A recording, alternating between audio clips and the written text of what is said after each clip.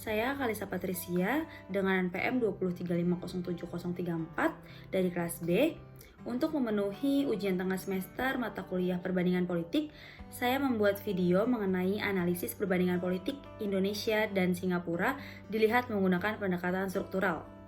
Ada beratus negara di dunia ini yang mempunyai beragam perbedaan, baik itu dalam sistem pemerintahan, ideologi yang dianut, keadaan ekonomi dan militer, maupun sosial budaya. Karena demikian, pada dasarnya tujuan setiap negara adalah kesejahteraan rakyat. Namun, bagaimana perwujudan dari usaha untuk mencapai kesejahteraan rakyat tersebutlah yang kemudian mendasari perbedaan setiap negara. Perbandingan ini dilakukan untuk menjadi metode untuk melihat dan menganalisis perbedaan negara yang kemudian bisa dijadikan pelajaran untuk negara kita. Belakangan ini Singapura menjadi topik pembicaraan hangat di seluruh penjuru dunia. Dikarenakan Singapura adalah satu-satunya negara di Asia Tenggara yang mencapai posisi negara maju. Dengan penduduk kurang lebih berjumlah 5 juta penduduk, pemerintah Singapura berhasil memboyong Singapura ke arah yang lebih cerah. Bahkan, akhir-akhir ini, negara yang letak geografisnya tepat di samping Indonesia ini menjadi perhatian dunia karena keunikannya. Segala aspek di Singapura tampak sangat baik dari aspek politik, ekonomi, dan juga hubungan dengan negara lain. Letak Singapura yang strategis juga turut menjadikan Singapura menjadi salah satu negara termakmur di Asia. Kita ketahui bahwa Indonesia selaku tetangga Singapura kerap menjalin hubungan kerjasama dengan negara yang dijuluki negara singa tersebut, baik hubungan bilateral maupun hubungan multilateral. Indonesia dan Singapura juga berada dalam beberapa asosiasi yang sama, salah satunya ASEAN. Selain itu, Singapura dan Indonesia menganut sistem demokrasi di mana kedaulatan ada di tangan rakyat. Meski bertetangga dan berada dalam beberapa asosiasi yang sama, pada dasarnya Indonesia dan Singapura adalah negara yang mempunyai banyak perbedaan, terutama dalam hal ideologi, pemerintahan, politik, dan ekonomi. Singapura diketahui menganut sistem pemerintahan parlementer, di mana presiden menjadi kepala negara namun tidak menjadi kepala pemerintahan, sedangkan kursi kepala pemerintahan dipegang oleh Perdana Menteri. Sistem pemerintahan yang dianut Singapura ini tidak terlepas dari dampak kejadian historis yang terjadi di Singapura.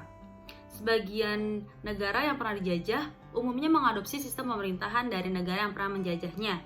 Begitu pula terjadi di Singapura. Negara Singapura yang pernah dijajah oleh Inggris menjadikan pemerintahan Singapura sedikit banyak tampak mirip dengan Inggris.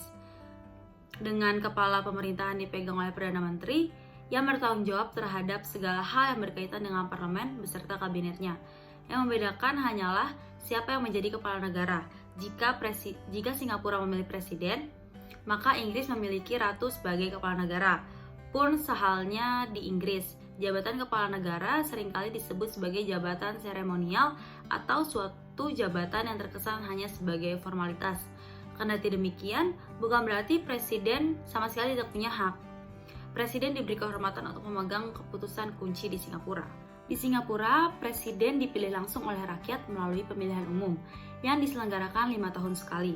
Sedangkan pemilihan Perdana Menteri dilihat dari jumlah anggota parlemen dalam satu partai. Ketua partai dengan anggota parlemen terbanyak secara otomatis akan diangkat menjadi Perdana Menteri. Dari awal merdeka hingga saat ini, anggota parlemen terbanyak selalu datang dari People Action Party yang sering disebut sebagai PAP. PAP adalah partai politik yang kuat dan mendominasi di Singapura. Anggota parlemen yang sebagian besar berasal dari PAP menjadikan PAP mempunyai dominasi yang kuat di Singapura. PAP juga mengeluarkan undang-undang yang membatasi pergerakan partai oposisi agar tidak menguat. Adanya dominasi satu partai yang mencegah berkembangnya partai oposisi menjadikan Singapura terlihat seperti memiliki pemerintahan otoriter bukan demokrasi. Kendati terkesan otoriter karena hanya dikuasai oleh satu partai, keadaan perpolitikan Singapura cenderung tetap aman.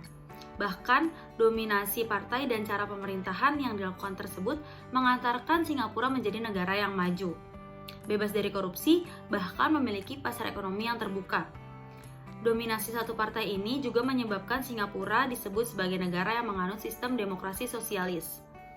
Bahkan, ada beberapa pihak yang berpendapat bahwa keadaan perpolitikan Singapura ini bisa disebut sebagai sistem republik parlementer dengan pemerintahan yang juga parlementer. Lain halnya dengan Singapura, Indonesia menganut sistem politik demokrasi Pancasila. Membicarakan tentang sistem politik tentu sangat erat kaitannya dengan sistem pemerintahan, karena pemerintahan merupakan implementasi dalam politik dan tokoh-tokoh yang berkecimpung dalam pemerintahan mayoritas adalah tokoh-tokoh yang juga berkecimpung dalam dunia politik. Sebagai wujud implementasi tersebut, Indonesia menganut sistem politik demokrasi Pancasila dengan pola pemerintahan presidensial, di mana presiden yang dipilih langsung oleh rakyat melalui pemilihan umum yang dilaksanakan 5 tahun sekali menjadi kepala negara sekaligus kepala pemerintahan. Kewenangan presiden yang menjadi kepala pemerintahan termaktub dalam Undang-Undang Dasar 1945 Bab 3 Pasal 4 Ayat 1 tentang kekuasaan pemerintahan, yang berbunyi, Presiden Republik Indonesia memegang kekuasaan pemerintahan menurut Undang-Undang Dasar. Sebagai kepala negara, salah satu kewenangan presiden adalah presiden memegang kekuasaan tertinggi dan mempunyai hak atas keanggotaan tentara angkatan darat, laut, dan udara. Presiden juga berhak mengangkat duta dan konsul, serta presiden menerima penempatan duta negara lain dengan memperhatikan pertimbangan DPR. Sedangkan sebagai kepala pemerintahan, presiden berhak memilih sendiri kabinetnya, yaitu para menteri. Presiden memiliki kewenangan untuk mengajukan rancangan undang-undang kepada DPR. Dengan persetujuan dari DPR, presiden berhak menandatangani pernyataan perang, membuat perdamaian juga perjanjian dengan negara lain. Dengan pertimbangan dan persetujuan Mahkamah Agung, presiden juga berhak memberikan gerasi dan rehabilitasi. Presiden pun mempunyai hak-hak istimewa yang melekat padanya atau biasa disebut dengan hak prerogatif presiden. Namun untuk partai politik, sehalnya Singapura, Indonesia juga adalah negara dengan sistem multipartai. Namun, apabila di Singapura ada partai yang mendominasi perpolitikan Singapura yaitu PAP, maka di Indonesia tidak. Di Indonesia terlepas dari banyaknya koalisi partai yang menjadi anggota legislatif, kedudukan partai cenderung sama. Tidak ada partai A yang mendominasi keadaan perpolitikan di Indonesia. Partai koalisi presiden tidak bisa membatasi partai lain yang menjadi partai pihak oposisi pemerintah. Hanya saja, sekarang ini partai oposisi hanya seolah gurauan dan formalitas di Indonesia, karena pada nyatanya, Presiden saat ini berhasil memboyong tokoh-tokoh berpengaruh dari partai oposisi untuk menjadi kabinetnya, hingga partai oposisi kerap hanya mengikuti arus kebijakan pemerintah tanpa melakukan perlawanan. Seperti sudah dibahas sebelumnya, bahwa tujuan setiap negara pada dasarnya sama, yaitu kesejahteraan rakyatnya. Namun kembali lagi, bagaimana sebuah negara mewujudkan kesejahteraan rakyat di negaranya berbeda, contohnya Singapura dan Indonesia. Namun ada beberapa poin di mana Indonesia tampak mirip dengan Singapura dalam upaya untuk mensejahterakan rakyat. Salah satunya adalah adanya sebuah landasan hukum dan juga acuan hidup bermasyarakat, berbangsa, dan bernegara. Indonesia sebagai negara yang menganut ideologi demokrasi Pancasila mempunyai sebuah aturan tertulis yang menjadi landasan hukum dan acuan pelaksanaan kehidupan bermasyarakat, berbangsa, dan bernegara. Peraturan tertulis yang kemudian disebut Undang-Undang Dasar 1945 merupakan terusan dan rincian dari dasar negara Indonesia, yaitu Pancasila. Undang-Undang Dasar 1945 adalah aturan yang dibuat agar nilai-nilai Pancasila dapat terwujud dengan baik. Sehalnya Indonesia menjadikan Undang-Undang Dasar 1945 sebagai landasan hukum tertinggi dan pedoman dalam kehidupan bermasyarakat, Singapura pun memiliki hal serupa. Singapura memiliki undang-undang tertinggi Konstitusi Republik Singapura yang menjadi acuan hukum tertinggi di Singapura. Meskipun dengan landasan dan acuan hukum yang berbeda, pada dasarnya pemberlakuannya hampir sama. Masyarakat yang terbukti tidak menaati peraturan dan ditetapkan akan mendapatkan hukuman yang setimpal, baik secara formal yaitu dengan adanya peradilan yang dilakukan di pengadilan, atau secara informal yaitu sanksi sosial yang didapatkan dari masyarakat sekitar.